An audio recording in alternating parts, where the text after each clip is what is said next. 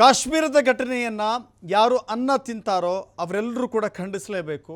ಇದೀಗ ಕಪ್ಪು ಪಟ್ಟಿ ಧರಿಸಿ ಪ್ರಾರ್ಥನೆಯನ್ನು ಸಲ್ಲಿಸಿದ್ದಾರೆ ಮುಸ್ಲಿಂ ಮುಖಂಡರು. ಸಂಸದ ಓವೈಸಿ ಸೇರಿ ಮುಸ್ಲಿಂ ಮುಖಂಡರಿಂದ ಪ್ರಾರ್ಥನೆ ಸಲ್ಲಿಕೆಯಾಗಿದೆ. ಇಲ್ಲಿ ಧರ್ಮ ಬರೋದಿಲ್ಲ, ಜಾತಿ ಬರೋದಿಲ್ಲ, ದೇಶ ಬರೋದಿಲ್ಲ, ಒಬ್ಬ ಮನುಷ್ಯತ್ವ ಮಾತ್ರ ನಿಲ್ಲೋದು. ಮನುಷ್ಯತ್ವ ಬಹಳ ಮುಖ್ಯವಾಗುತ್ತೆ. ಈ ಸಂದರ್ಭದಲ್ಲಿ ಧರ್ಮಕ್ಕಿಂತ ಹೆಚ್ಚು ಮನುಷ್ಯತ್ವ ಮುಖ್ಯ. ಪಹಲ್ಗಾಮ್ ದಾಳಿಯನ್ನು ಖಂಡಿಸಿ ಕಪ್ಪು ಬಟ್ಟೆ ಧರಿಸಿ ನಮಾಜ್ ಮಾಡಿದ್ದಾರೆ. ಉಗ್ರರ ದಾಳಿಯಲ್ಲಿ ಮಡಿದವರಿಗೆ ಶ್ರದ್ಧಾಂಜಲಿ ಸಲ್ಲಿಕೆಯಾಗಿದೆ.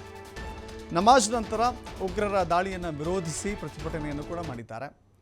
ಪಾಕ್ ಭಯೋತ್ಪಾದಕರ ಪ್ರತಿಕೃತಿಗಳನ್ನು ದಹಿಸಿ ಆಕ್ರೋಶವನ್ನು ವ್ಯಕ್ತಪಡಿಸಿದ್ದಾರೆ. ಪ್ರಧಾನಿ ಮೋದಿ ಯಾವುದೇ ನಿರ್ಧಾರ ತೆಗೆದುಕೊಂಡರೂ ಕೂಡ ನಾವೆಲ್ಲರೂ ಅವರೊಂದಿಗೆ ಇದ್ದೇವೆ ಅಂತ ಹೇಳಿ ಮುಸ್ಲಿಂ ಮುಖಂಡರು ಹೇಳಿದ್ದಾರೆ. ಪಾಕಿಸ್ತಾನದ ಗಡಿ ತೆರೆದು ಭಾರತದ ಮುಸ್ಲಿಮರನ್ನು ಗಡಿಯಲ್ಲಿ ಬಿಟ್ಟುಬಿಡಿ, ಭಾರತದ ಮುಸ್ಲಿಮರು ನಿಷ್ಠಾವಂತರು ಅಂತ ಹೇಳಿ ಸಾಬೀತುಪಡಿಸ್ತೇವೆ ಅಂತ ಹೇಳಿದ್ದಾರೆ. ಭಯೋತ್ಪಾದನೆ ಯಾವುದೇ ಧರ್ಮ ಅಥವಾ ದೇಶವನ್ನು ಪ್ರತಿನಿಧಿಸೋದಿಲ್ಲ ಅಂತ ಹೇಳಿದ್ದಾರೆ. ಮುಸ್ಲಿಂ ಮುಖಂಡರಿಂದ ಒಕ್ಕರಿನ ಆಗ್ರಹ ಆಗಿದೆ. ಅವರು ಹೇಳ್ತಾ ಇದ್ದಾರೆ, ನಾವು ಪಾಕಿಸ್ತಾನದ ಎದುರು ನಿಂತುಕೊಂಡು ಹೋರಾಟ ಮಾಡಲಿಕ್ಕೆ ಸಿದ್ಧವಾಗಿದ್ದೇವೆ.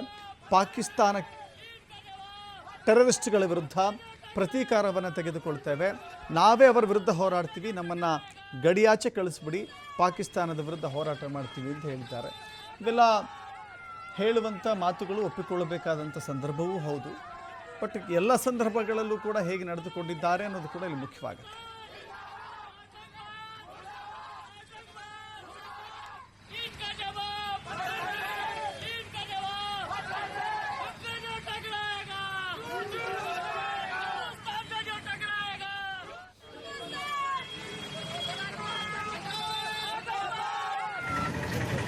कि हमारा मुल्क जो है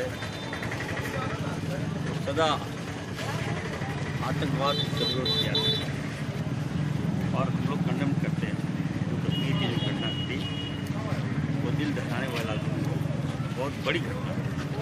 इससे निजात पाना मुश्किल है। हमारे सिविलियन को टारगेट करके मारा गया, इसको लेकर हम लोग काफ़ी मरवाहा हैं।